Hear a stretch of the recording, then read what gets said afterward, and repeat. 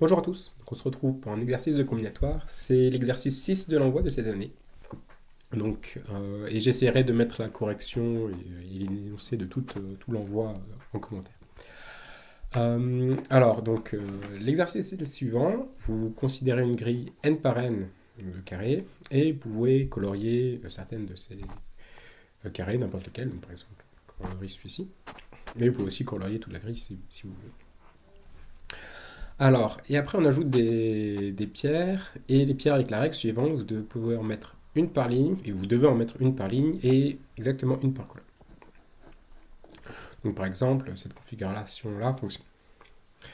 Maintenant, on va dire qu'un bon coloriage, un coloriage c'est un bon coloriage si, quelle que soit la configuration de pierres que vous posez, alors il y en a beaucoup, hein, vous pouvez les compter si vous voulez, il y en a n factoriel, le nombre de pierres qui sont sur une case coloriée est la même.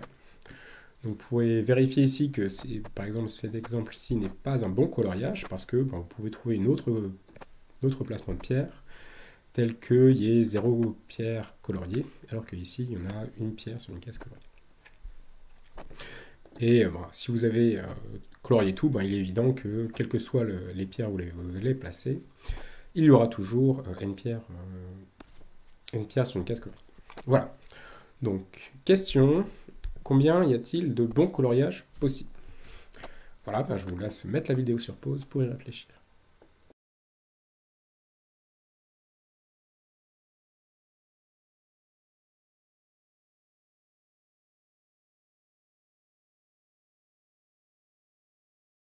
Alors, félicitations si vous avez réussi l'exercice, et voici une correction. Alors, quand on est face à ce genre de problème, c'est toujours bien de commencer par tâtonner un petit peu et chercher des configurations qui fonctionnent. Alors, assez vite, on peut s'apercevoir que une stratégie qui ne paraît pas débile, c'est de colorier complètement toute une ligne, toute une colonne. Et si on fait ça, puisque sur chaque ligne, il y aura exactement une pierre, si on colorie K ligne, eh bien, le nombre de pierres coloriées sera K. Donc voilà, donc ça nous donne déjà une stratégie de coloriage. Alors combien il y en a? Pour chaque ligne, vous pouvez ou la colorier ou ne pas la colorier, donc deux choix. Et donc pour n lignes, ça va vous donner au total 2 puissance n possibilités. Alors ce que vous avez fait pour les lignes, vous pouvez aussi faire pour les colonnes, donc ça fonctionne exactement la même chose. Donc là, ça vous donne également 2 puissance n possibilités. Alors attention, parmi les configurations qu'on a comptées, il y a celle où il n'y a aucune ligne coloriée et aucune colonne coloriée. Et donc celle-là, on la comptera deux fois.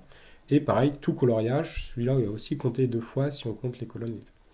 Donc le total, c'est le nombre de lignes, la stratégie avec les lignes, la stratégie avec les colonnes, moins 2 pour ne pas compter les tout et rien. Bon, très bien. Alors on peut continuer d'essayer d'en chercher par tâtonnement, mais il n'y a plus rien d'évident qui sort.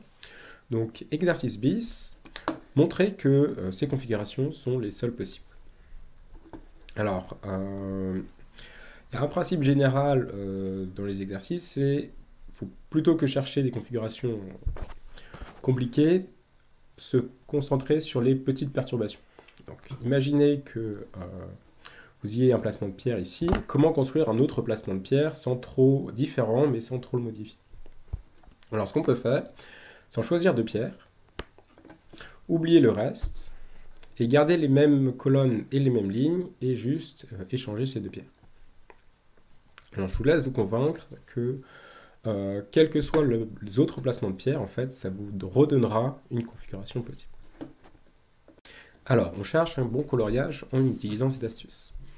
Alors, supposons que sur cette colonne-ci, ce carré-ci soit colorié et pas ce carré-là. Donc, ce carré-là est vide. Ce qu'on peut faire, c'est considérer cette configuration de deux pierres et les échanger.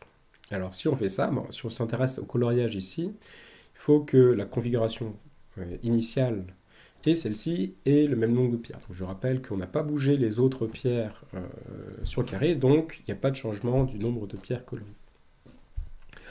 Alors, ici, donc vous perdez une pierre qui était coloriée. Ici, vous savez qu'elle n'est pas coloriée. Donc, pour qu'il y ait exactement une pierre encore coloriée ici, l'unique possibilité, c'est que ce carré-ci soit colorié et que ce carré-ci ne soit pas colorié. Et bien très bien, on peut continuer le raisonnement à la ligne suivante. Donc on se demande quel est le coloriage ici sur ces deux pierres. Même chose, la seule manière, en échangeant ces deux pierres, on se convainc que la seule manière possible, c'est que celle-ci ne soit pas coloriée et que celle-ci soit coloriée. Et voilà, donc par récurrence directe, on a que toute la ligne est coloriée.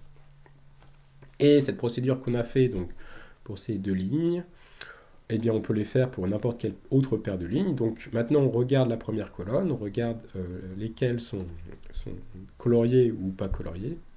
Et si elle est colorée, vous pouvez comparer par exemple ces deux lignes. Si elle n'est pas coloriée, vous pouvez comparer par exemple cette ligne-là et cette ligne-là.